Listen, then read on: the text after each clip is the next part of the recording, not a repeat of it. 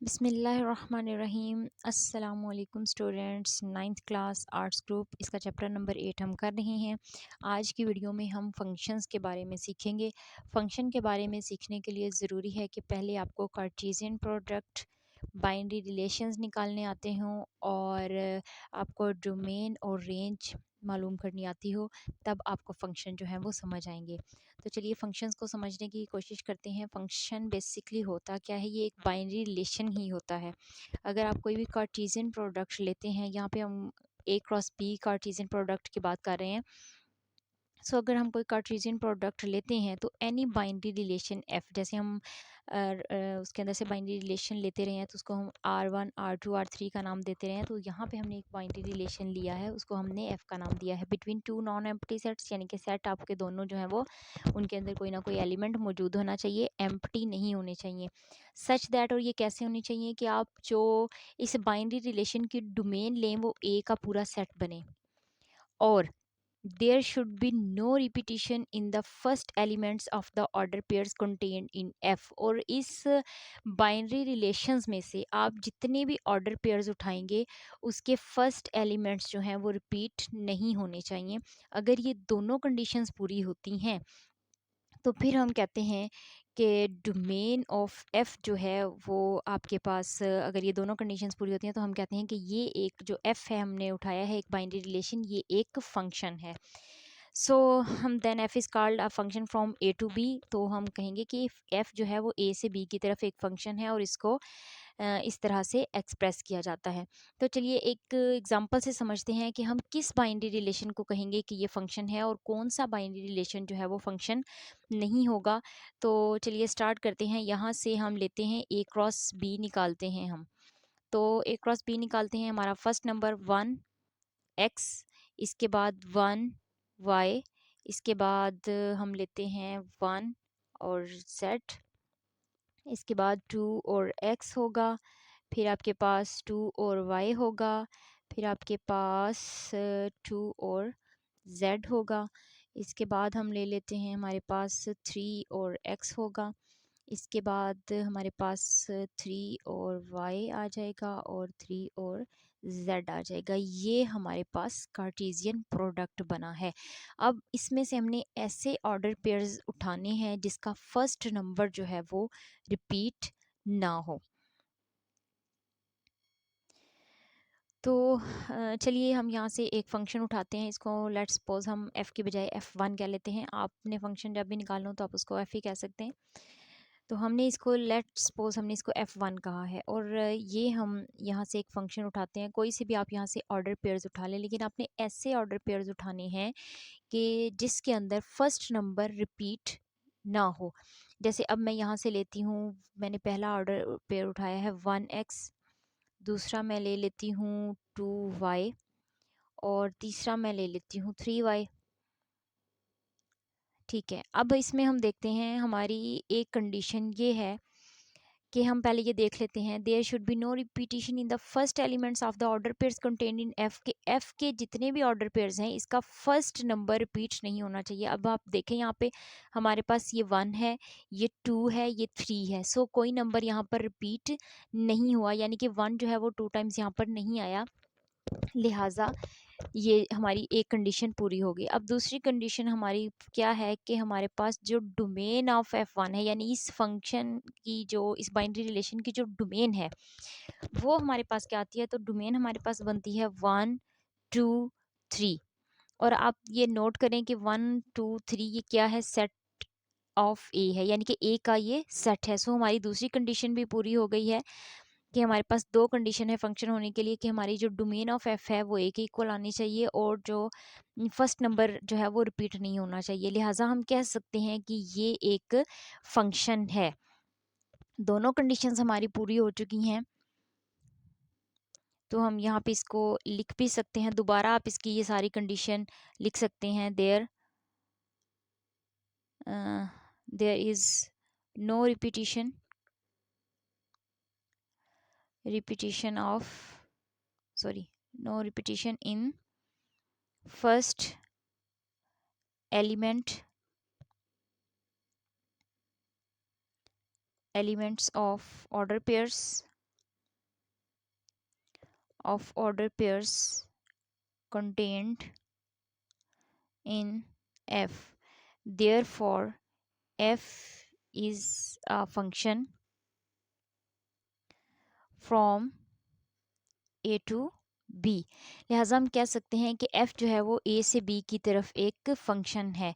तो चलिए अब हम एक और जो है वो लेते हैं फंक्शन, इसी में से लेते हैं f2। चलिए हम सपोज कर लेते हैं कि हम एक फंक्शन लेते हैं।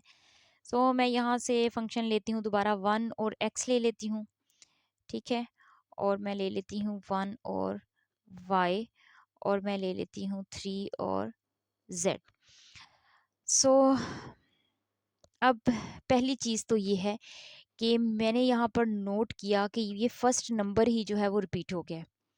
और मेरी फर्स्ट कंडीशन क्या है कि ऑर्डर पेयर्स का फर्स्ट एलिमेंट जो है, आपने ऐसा बाइनरी रिलेशन लेना है जिसके ऑर्डर पेयर्स हम जो भी उठाएं उनका फर्स्ट नंबर रिपीट ना हो। तो यहाँ पे तो फर्स्ट नंबर रिपीट हो गया है, पहली चीज़।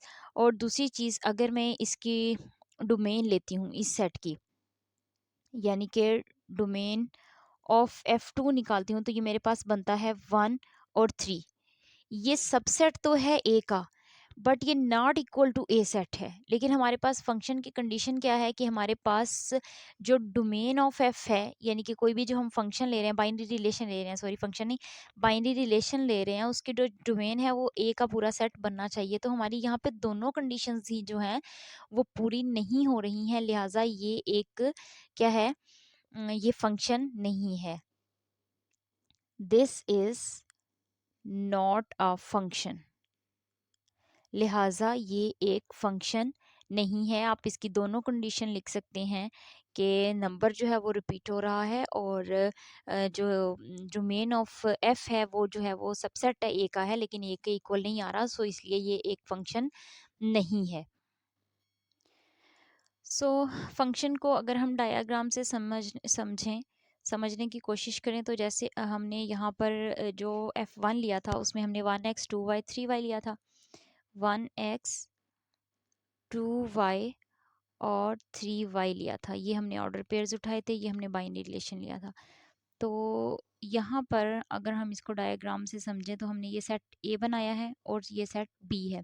सेट ए के अंदर है 1 2 3 और सेट बी के अंदर है x y और z।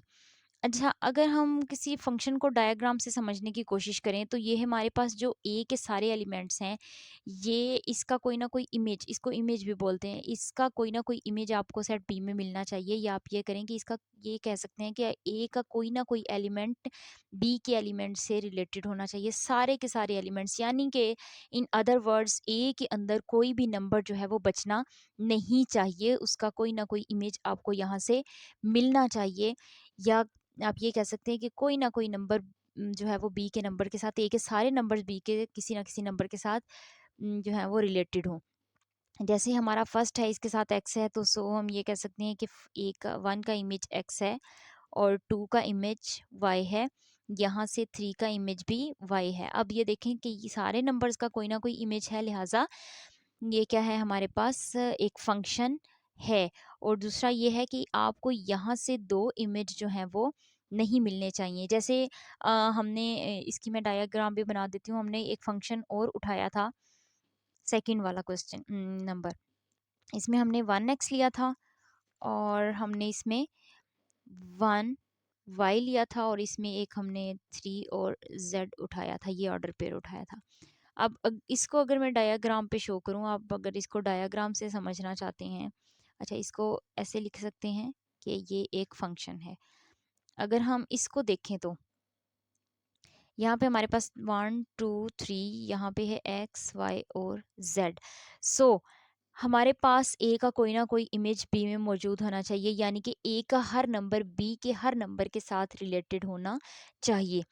सो यहाँ पर देखते हैं कि 1 जो है वो किससे रिलेटेड है, x से है, और 2 का इमेज जो है, यहाँ पे भी हमें 1 का इमेज y मिल रहा है, और 3 का इमेज जो है वो हमें z मिल रहा है। सो 2 का तो इमेज भी नहीं है, और दूसरी बात यह है कि a के हमें 2 इमेज मिल रहे हैं। सो अगर इस तरह की कंडीशन हो जाए कि a के अंदर कोई नंबर बच जाए, या आपके पास इस तरह की कंडीशन हो जाए कि आपको किसी एक नंबर के 2 इमेज मिलें, जैसे यहाँ पे 1 के आपको 2 इमेज मिल रहे हैं, इस तरह की कोई कंडीशन हो जाए तो ये फंक्शन नहीं होता, ये जस्ट एक बाइनरी रिलेशन है। नेक्स्ट हम पढ़ेंगे इनटू फंक्शन। इनटू फंक्शन क्या होता है? यहाँ पर अगर आपके पास एक फंक्शन हो, प्रूफ्ड बात हो कि वो फंक्शन है, तो वो फंक्शन कैसा हो? अगर function if F is a function from A to B, वो ए से बी की तरफ एक ऐसा फंक्शन हो कि उसकी जो रेंज है वो सबसेट तो हो बी का, लेकिन उसकी जो रेंज है वो बी का कंप्लीट सेट ना बने, तो इस सूरत में हम कहते हैं then F is called A into B function, कि ए जो है वो बी की तरफ एक फंक्शन है। लेट्स सपोज हम इसको एक एग्जांपल से समझते हैं कि हमारे पास एक सेट है एल एम एन, और एक सेट हमारे पास बी है 3 5 7, और हमने ए क्रॉस बी जो है यहाँ पे इसका कार्टेशियन प्रोडक्ट ले लिया है। तो यहाँ से हम कोई सभी एक बाइनरी रिलेशन लेते हैं। लेट्स सपोज हम यहाँ से एफ एक ऐसा बाइनरी रिलेशन उठाते हैं कि हमारे पास हो एल 3 ले लेते हैं, हम फर्स्ट वाला उठा लेते हैं, ये वाला ऑर्डर पेयर। उसके बाद हम उठा लेते हैं कि हमने ऐसा नंबर लेना है जहाँ पे फर्स्ट एलिमेंट रिपीट ना हो, तो यहाँ से हम उठा लेते हैं M3, और इसके बाद हम यहाँ से ले लेते हैं N5 ले लें, 7 ले लें, कुछ भी ले लें, चलें N5 हम ले लेते हैं। तो अब देखते हैं हमारे पास कंडीशन क्या क्या है। सबसे पहली बात तो ये है कि ये फंक्शन होगा तो ज़ाहिर सी बात है इसका फर्स्ट नंबर जो है वो रिपीट नहीं होगा, और हमने कहा है कि ऐसा फंक्शन हो। तो अब इसकी दूसरी दो कंडीशंस हम देखते हैं कि ए इंटू बी फंक्शन के लिए क्या होना चाहिए कि अगर तो ये फंक्शन है और ये इसका बाइनरी रिलेशन भी है, तो एक कंडीशन हमने देखनी है, वो ये देखनी है, हम यहाँ पे लिख लेते हैं सिंस रेंज हम लेते हैं इसकी, या अभी सिंस नहीं लिखना, रेंज हम इसकी निकाल के देखते हैं कि हमारी रेंज ऑफ एफ जो है वो क्या आ रही है। फंक्शन तो ये है ही, तो यहाँ से हम देखते हैं कि रेंज हमारी आ रही है 3 और 5, और ये सबसेट है बी का, ठीक है, सबसेट है बी का, not is equal to B, यानी कि बी का ये कंप्लीट सेट नहीं है बल्कि सबसेट है, लिहाजा ये जो है ए इंटू बी फंक्शन है, क्योंकि जो हमारी रेंज आ रही है वो सबसेट होना चाहिए एफ का, बट सॉरी, एफ जो है रेंज हमारी जो एफ की है वो हमारा क्या होना चाहिए, बी का सबसेट होना चाहिए, लेकिन बी का कंप्लीट सेट नहीं होना चाहिए।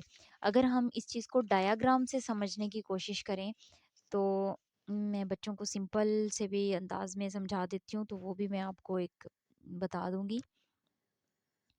ये हमारे पास सेट ए है और ये बी है, इसके अंदर हमने नंबर कौन कौन से लिए थे, एल एम और एन। यहाँ पे हमने नंबर लिए थे 3 5 और 7। सो अब हमने यहाँ से जो फंक्शन उठाया है हमारा, क्या है वो फंक्शन, एल और एम 3 के साथ मैप कर रहे हैं, एल भी 3 के साथ मैप कर रहा है, एम भी 3 के साथ मैप कर रहा है, और एन जो है ये हमने कौन सा उठाया था, 5, एन जो है वो 5 की तरफ जा रहा है, यानी कि 5 के साथ मैप्ड कर रहा है, ये एक हमारे पास फंक्शन है। सो हम इसको a into B function in simple words में कहते हैं कि जब a का हर नंबर b के किसी ना किसी नंबर से मैप्ड कर रहा हो और सेट b के अंदर कोई ना कोई ऐसा नंबर बच जाए। इसमें ये भी पॉसिबल हो सकता है कि आपके सेट a के कोई से 2 एलिमेंट्स सेट b के किसी एक ही नंबर पे मैप्ड कर रहे हो। इन सिंपल वर्ड्स कि आपको सेट a में से सेट a के 2 एलिमेंट्स का कोई एक इमेज मिल रहा हो b में। तो यहाँ पे ज़रूरी होता है सिंपल वर्ड्स में, अब अगर मैं सादा लफ्ज़ों में आपको समझाऊँ तो आपने ये देखना है, अगर इस तरह की डायग्राम बनी हुई हो या डायग्राम से इसको समझना हो, तो सेट बी के अंदर कोई ना कोई एक एलिमेंट कम से कम बचना चाहिए, एक से ज़्यादा भी हो सकते हैं, 2 भी, 3 भी, 4 भी बच सकते हैं, लेकिन एक एलिमेंट अगर यहाँ पर बच जाए और आपको सेट ए के हर एलिमेंट का इमेज मिल रहा हो, एक सेट ए के एलिमेंट्स के दो इमेज भी मिल सकते हैं, सॉरी, आपको दो एलिमेंट्स का एक इमेज भी मिल सकता है। तो ये इस सूरत में क्या होगा, फंक्शन होगा, और बी के अंदर एक एलिमेंट जो है वो बचना चाहिए। तो ये होगा कि एफ जो है ए इंटू बी फंक्शन होगा इस सूरत में। फंक्शन क्या होता है, अगर एक फंक्शन इंटू भी हो और वन वन भी हो तो उसको हम इंजेक्टिव फंक्शन कहते हैं। अब वन वन होने का मतलब क्या है, वन वन होने का ये मतलब है कि जैसे यहाँ पे एक एग्जांपल है, आपको यहाँ पर ए के दो एलिमेंट्स का एक ही इमेज मिल रहा है। सो वन वन फंक्शन ये होता है कि आपको सेट ए के हर एलिमेंट का बी के अंदर अलग इमेज मिले, या आप ये कह सकते हैं कि सेट ए का हर एलिमेंट सेट बी के अलग एलिमेंट से मैप्ड हो, तो उसको हम कहते हैं वन वन फंक्शन। जैसे मैं आपको इसकी एग्जांपल देती हूँ कि एक हमारे पास सेट है ए, तो इसको हम कह लेते हैं कि ये हमारे पास 2 और 3 है, और एक सेट हमारे पास बी है ABC, इसके अंदर 3 नंबर्स हैं, और हम इसमें से यानी कि इसके वो A क्रॉस B लेंगे, मैं इसमें से कोई भी एक जो है वो हम उठाएंगे, मैं वो बाइनरी रिलेशन उठाएंगे। तो चले मैं इसमें से एक नंबर ले लेती हूँ कि जब हम इसके बाइनरी रिलेशंस बनाएंगे तो 2A, और मैं इसमें से ले लेती हूँ 3B। ठीक है। अब फर्स्ट ऑफ ऑल अगर हम डोमेन ऑफ एफ निकालते हैं इसकी, तो ये हमारा हो जाएगा 2 और 3, जो कि ए का सेट है। ठीक है, उसके बाद हम निकालते हैं रेंज, निकालते हैं इसकी रेंज ऑफ एफ निकालते हैं इसकी, तो ये हमारे पास है ए बी। तो ये सबसेट है बी का, not is equal to B, यानी कि बी का सबसेट है बट बी पूरे का पूरा कंप्लीट सेट नहीं है। एक कंडीशन हो गई, और दूसरी ये है कि रेंज ऑफ एफ जो है वो सबसेट भी है। सो आप यहाँ से देख लें कि ये, और यहाँ से एक चीज़ और देखेंगे, अगर तो रिपीटिशन ऑफ नंबर्स नहीं है तो फर्स्ट नंबर रिपीटेड नहीं है, first element of ordered pairs is not repeated,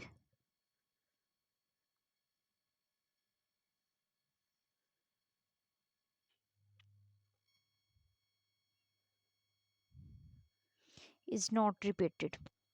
so हमारे पास ये क्या है, एफ जो है वो ए इंटू बी फंक्शन है, ए इंटू बी फंक्शन है। ठीक हो गया। अगर हम इसको मैप्ड के ऊपर शो करें तो वन वन ये कैसे होगा, अब हम देख लेते हैं। दूसरी बात यहाँ ये है कि हम यहाँ से भी देख लेते हैं कि ए जो है उसका अलग पेयर है, यानी कि इसमें डोमेन भी रिपीट नहीं हो रही है और रेंज भी रिपीट नहीं हो रही है, और एक नंबर भी हमारे पास बच रहा है। अगर मैं इस तरह से डायग्राम इसकी बनाऊं तो मेरे पास ये है 2 और 3 ए के एलिमेंट्स हैं, और ये ए बी और सी है। सो ए मैप्ड कर रहा है ए, 2 मैप्ड कर रहा है ए पे, और 3 जो है वो मैप्ड कर रहा है बी पे, यानी कि ए के दो ही एलिमेंट्स थे और दोनों का हमें बी में अलग अलग इमेज भी मिल रहा है, और बी के अंदर सेट बी के अंदर एक एलिमेंट भी बच गया है। सो ये इनटू फंक्शन भी हो गया और ये वन वन फंक्शन भी हो गया। सो वन वन फंक्शन क्या है कि आपको सेट ए के हर एलिमेंट का बी के अंदर अलग इमेज मिलना चाहिए। इसको दूसरे लफ्जों में हम ये भी कह सकते हैं कि ए का हर एलिमेंट बी के अलग एलिमेंट पे मैप्ड हो, और एक नंबर सी के अंदर बच जाना, बी के अंदर बच जाना चाहिए, एक हो, दो हो, तीन हो, एलिमेंट्स बच जाने चाहिए। ये सिंपल वर्ड्स में मैं बच्चों को सिखाने के लिए ये बात कहती हूँ। सो इस सूरत में हम कहते हैं कि ये वन वन भी है। अब ये वन वन भी है और एक नंबर इसके अंदर इजाफी भी है, तो ये इनटू फंक्शन भी है। सो ऐसा फंक्शन जो वन वन भी हो और इनटू भी हो उसको हम इंजेक्टिव फंक्शन कहते हैं। अब नेक्स्ट हमारा आ जाता है कि onto function. Onto function क्या होता है, पहली बात तो ये है कि एक फंक्शन हो, यानी कि हमने हमने फंक्शन की जो कंडीशंस हैं वो देख ली हूँ। तो इस सूरत में if F is a function, अगर एफ एक फंक्शन हो, फंक्शन की कंडीशंस हम पूरी कर चुके हों from A to B such that, और किस तरह से हो कि जो डोमेन है वो हमारे पास ए का पूरा सेट बन जाए और जो रेंज है वो हमारे पास बी का पूरा सेट बन जाए, तो हम इस तरह के फंक्शन को कहते हैं कि ये ए ऑन टू बी फंक्शन है। तो इसे एक एग्जांपल से समझते हैं। लेट हमारे पास जो है वो ए जो है वो 1 2 3 है, बी जो है वो एक्स वाई जी है। यहाँ पे मैंने इसका कार्टेशियन प्रोडक्ट ले लिया है। अब इसमें से मैं कोई सा भी एक बाइनरी रिलेशन लेती हूँ, एक फंक्शन लेती हूँ, यानी कि उसका फर्स्ट एलिमेंट देखूंगी कि रिपीट ना हो और वो जो है वो सेट ऑफ ए बी बने। सो यहाँ पे मैं ले लेती हूँ first order pair 1 of x लिया है, और एक मैं ले लेती हूँ, चलें 2 ऑफ एक्स ही ले लेते हैं, और एक हम ले लेते हैं 3 वाई। ये मैंने एक फंक्शन इसमें से लिया है। अब देखते हैं कि क्या ये ऑन टू फंक्शन की कंडीशंस को पूरा करता है। तो यहाँ पे हम पहले तो देखते हैं कि फंक्शन है 1 2 और 3 नंबर्स जो हैं वो रिपीट नहीं हो रहे हैं। सो ये क्या है, हमारे पास एक फंक्शन है। तो इसके बाद अगर हम इसकी डोमेन निकालें, डोमेन डोमेन ऑफ एफ, तो ये हमारे पास आता है 1 2 3, यानी कि ये ए का पूरा सेट जो है वो बन गया है। और इसकी अगर हम रेंज की बात करें, इस फंक्शन की हम रेंज लें, तो हमारे पास इसकी रेंज जो आती है वो देखें आती है एक्स और वाई। ये नंबर अगर 2 दफ़ा यहाँ पे रिपीट हो रहा है तो इसको एक ही दफ़ा लिखेंगे। यहाँ पे क्या है, फर्स्ट नंबर, हमारी जो फंक्शन की कंडीशन है वो कहता है फर्स्ट नंबर रिपीट नहीं होना चाहिए, सेकंड नंबर रिपीट हो सकता है। तो लिहाजा ये फंक्शन भी है, फर्स्ट नंबर रिपीट नहीं हो रहा है, डोमेन जो है वो ए के इक्वल आ गई है, रेंज जो है वो हमारे पास एक्स वाई यानी कि ये क्या है, बी का सेट है। सो हमारी कंडीशंस क्या हैं ऑन टू फंक्शन की, कि डोमेन ऑफ एफ जो है वो हमारे पास ए आना चाहिए और रेंज ऑफ एफ जो है वो हमारे पास बी का पूरा सेट आना चाहिए। तो ये क्या होता है, ऑन टू फंक्शन होता है। अगर हम इसकी डायग्राम बनाएं तो ये हमारे पास है 1 2 3, और यहाँ पर b हमारे पास क्या है, x और y है, ये b है और ये एक फंक्शन है। अब यहाँ पे देखें 1 किसके साथ मैप्ड है, x के साथ, 2 किसके साथ मैप्ड है, वो भी x के साथ मैप्ड है। अब 3 किसके साथ मैप्ड है, यानी कि 3 का इमेज हमें क्या मिल रहा है, y मिल रहा है। सो a के हर नंबर का इमेज हमें मिल रहा है और b भी जो है वो उसके अंदर। अब आपने जब ऑन टू फंक्शन को डायग्राम से समझने की कोशिश, जब समझना है तो इसके अंदर सिंपल वर्ड्स में, सादा अल्फाज में मैं बच्चों को ये समझाती हूँ कि इसके अंदर भी अब कोई नंबर, कोई एलिमेंट नहीं बचना चाहिए, ना इसके अंदर कोई एलिमेंट बचना चाहिए। सारे एलिमेंट्स जो हैं वो किसी ना किसी नंबर से मैप्ड हों, किसी ना किसी एलिमेंट से मैप्ड हों। बी के सारे एलिमेंट्स भी ए के साथ, ए के एलिमेंट्स के साथ सारे के सारे मैप्ड हों, यहाँ पे कोई भी नंबर जो है वो बचे नहीं। तो ऐसे फंक्शन को हम कहते हैं कि ये ऑन टू फंक्शन है। तो नेक्स्ट हमारा आ जाता है बाइजेक्टिव फंक्शन। और पीछे मैं आपको एक चीज़ बताती चलूँ कि जो ऑन टू फंक्शन होता है, ऑन टू फंक्शन को हम सर्जेक्टिव फंक्शन भी बोलते हैं। सर्जेक्टिव फंक्शन, ये ऑन टू फंक्शन का ही दूसरा नाम है, लिहाजा हम इसको ऑन टू फंक्शन भी कह सकते हैं या सर्जेक्टिव फंक्शन भी कह सकते हैं। अब नेक्स्ट हमारा टॉपिक है बाइजेक्टिव फंक्शन का, कि बाइजेक्टिव फंक्शन क्या होता है। अगर कोई फंक्शन ऑन टू फंक्शन हो और वो वन वन भी हो जाए तो उसको हम कहते हैं कि ये बाइजेक्टिव फंक्शन है। यानी कि इसकी दो कंडीशंस होती हैं कि हमारे पास जो रेंज है, यानी कि उसका भी कोई एलिमेंट रिपीट नहीं होना चाहिए, यानी कि सेकंड नंबर भी जो है वो रिपीट नहीं होना चाहिए। ये हमारे पास ऑन टू फंक्शन के लिए, बाइजेक्टिव फंक्शन के लिए तीन कंडीशंस हो जाएंगी।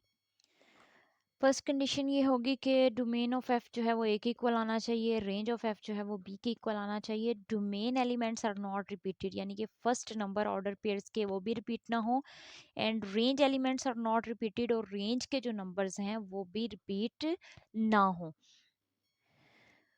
इसे समझने के लिए कि हम एक एग्जांपल लेते हैं, इसमें से हम एक बाइनरी रिलेशन लेते हैं।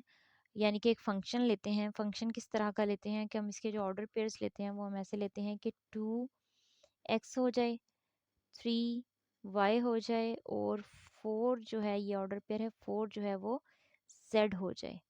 तो इस तरह का जो फंक्शन है, अब इसमें से हम डोमेन देखते हैं। डोमेन ऑफ f लेते हैं, ये हमारे पास आ जाएगा, कौन सा सेट आएगा, 2 3 4, 2 3 4 फर्स्ट नंबर्स लेंगे, सो ये a के इक्वल आ गया है। और रेंज जो है वो लेंगे, इसकी रेंज ऑफ एफ लेंगे तो हमारे पास ये एक्स वाई और जेड आ गया है, यानी कि बी का सेट आ गया है। कंडीशन 1 और कंडीशन 2। कंडीशन 3 हम देखते हैं, डोमेन एलिमेंट्स रिपीटेड हैं नहीं, डोमेन एलिमेंट्स जो हैं वो सारे अलग अलग हैं। सो डोमेन एलिमेंट्स और नॉट रिपीटेड। इसके बाद हम रेंज के एलिमेंट्स देख लेते हैं, वो भी सब एक दूसरे से मुख्तलिफ हैं। ये एक्स है, ये वाई है और जेड है, कोई भी नंबर रिपीट नहीं हो रहा है। सो रेंज एलिमेंट्स और नॉट रिपीटेड। तो ये जो है वो एक बाइजेक्टिव फंक्शन है। देयरफॉर हम यहाँ पे लिख भी देते हैं, therefore F is bijective function.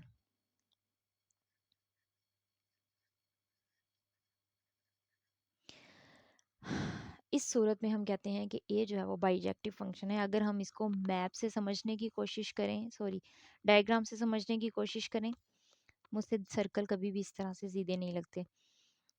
आप जो है वो इसको कंपास प्रकार से बना लीजिएगा। तो ये हमारा एक फंक्शन है, ए के अंदर हमने नंबर लिए थे 2 3 और 4। यहाँ पे थे हमारे एक्स वाई और जेड, ये हमारे बी के एलिमेंट्स थे। तो ए जो है वो मैप्ड है एक्स पे, 3 मैप्ड है वाई पे और 4 मैप्ड है जी पे। इस तरह का जो फंक्शन होता है कि हमें ए के हर एलिमेंट का बी में एक अलग इमेज भी मिले और बी के अंदर भी कोई नंबर ना बचे और ए के अंदर भी कोई नंबर ना बचे। ए के किसी एलिमेंट के हमें 2 इमेज ना मिले, या ए के अंदर 2 एलिमेंट्स का हमें कोई एक इमेज बी में ना मिले। तो इस तरह के फंक्शन को हम, ये अब देखें 1 1 भी हो गया है और ये ऑन टू फंक्शन भी है।